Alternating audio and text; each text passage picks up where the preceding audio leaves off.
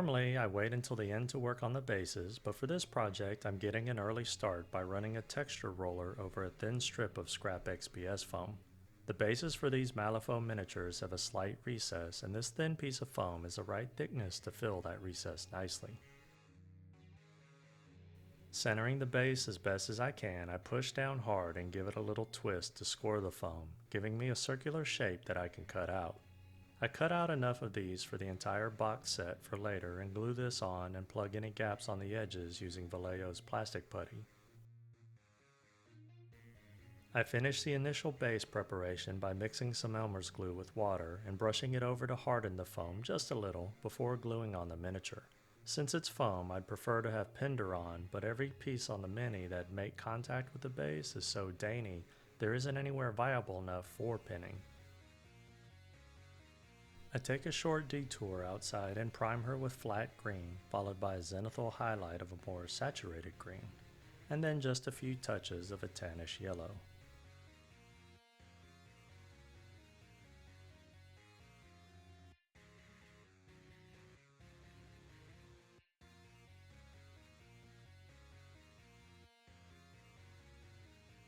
Back at my desk with brush in hand, I slowly build up the flesh over multiple light applications, letting 3 to 5 minutes pass between coats.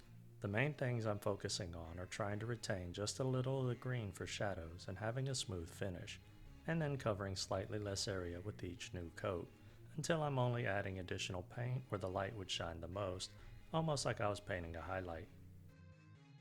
From here, I realized I was going to have a problem. I apparently missed filling the gaps when attaching her legs. These are painfully obvious now and would stand out like a sore thumb when I'm done. Instead of filling the gaps to hide them now though, my brain went full on pervert mode and came up with another solution, saying be damned with the leotard. No, I'm not going to paint her as if she's naked, but it'll be damn close. While I'm at it, I also base coat the hair with the same color, also trying to retain hints of the green for the shadows here. And this is where I stopped for the base coat, having applied it over 6 light applications. With the green similar to the color used to prime this miniature, I glazed some of the shadows back in, bringing it a little further out. Here I tried to remember to end my brush strokes where it would be the darkest, but in some spots that was difficult to do. This Liquitex green mercifully thins to a glaze with just a small amount of water and applies nicely. I do this over 3 applications, allowing plenty of time to dry in between, as well as reducing the areas covered with each new layer, focusing mostly where it would be the greenest.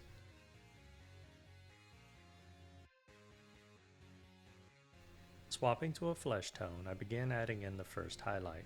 This I sketched in very roughly, deciding I'd try to smooth it out later.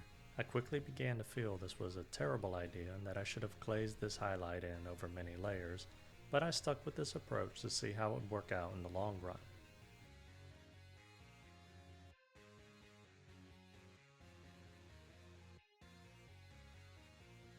After 5 applications, she's starting to look markedly better. Nothing has changed in how I'm applying this paint. Light applications with plenty of time to dry in an effort to have a smooth end result. Each layer continues to cover slightly less area and focusing where the brightest light would shine. I return to the base flesh color and glaze this between the highlight and the base tone, mostly avoiding where I glazed the green shadows. I try to remember to always end the brush strokes in the middle of the areas that are already the same color I'm glazing with.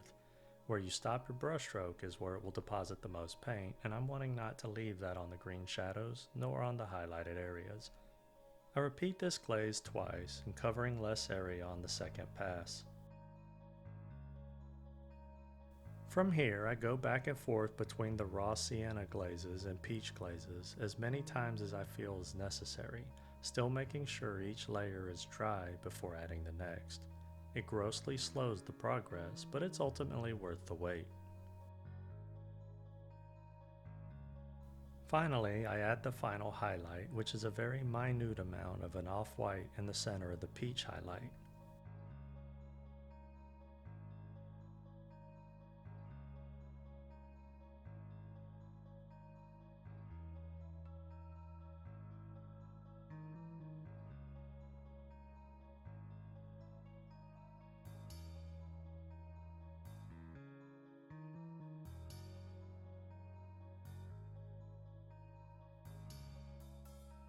And after 2 hours of working only on the flesh, this is what I ended with.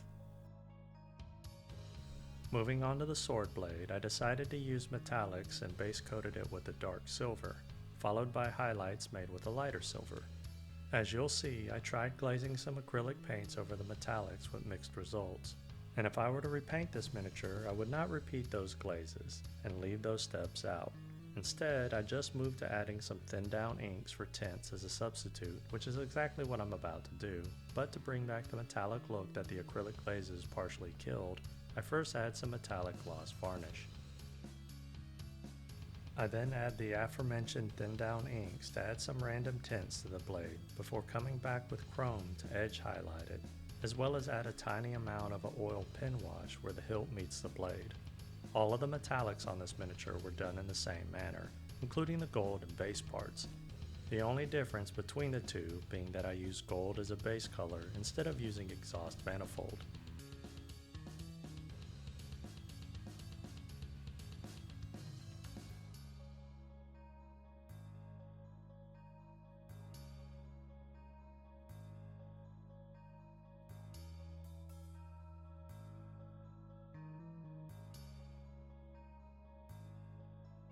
To keep this video short, I'll be skipping the steps I took to paint the eyes, the hair, lips, and white clothing, as well as a purple clothing that I did last.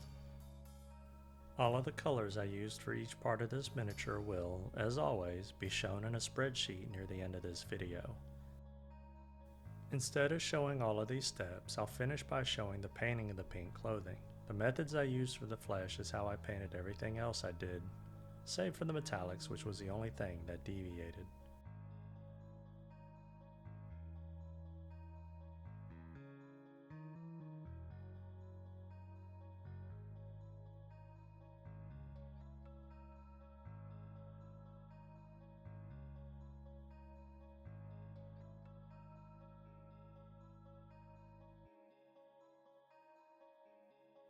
After several layers of magenta to build up the base coat, I come back with Hooker's green to add a contrasting shadow. This was, as you can guess, done over several light applications, allowing plenty of time to dry in between layers and covering slightly less area each time.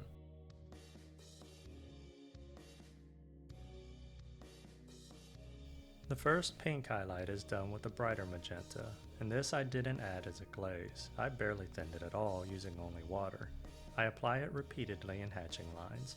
This I want to be an abrupt highlight to help give the impression of leather or vinyl.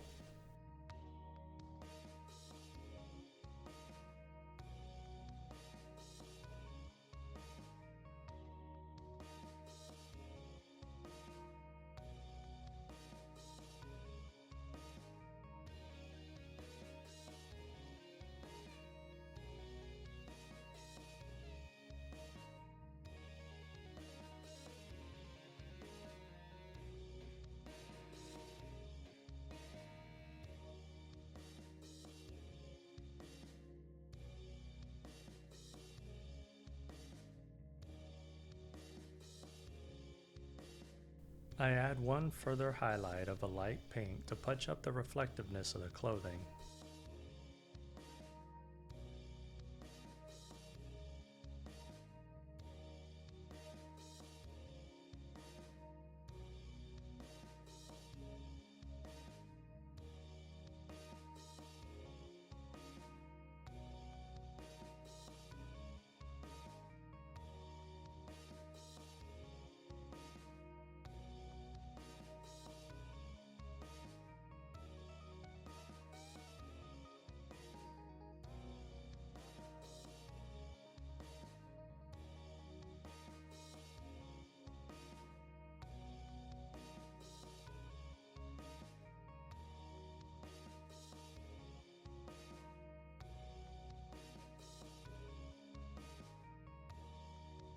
Before I go into my outro and final reflections on this project, I wanted to take a minute to sing the praises of what has become one of my favorite colors from the Liquitex line, Hooker's Green Hue Permanent.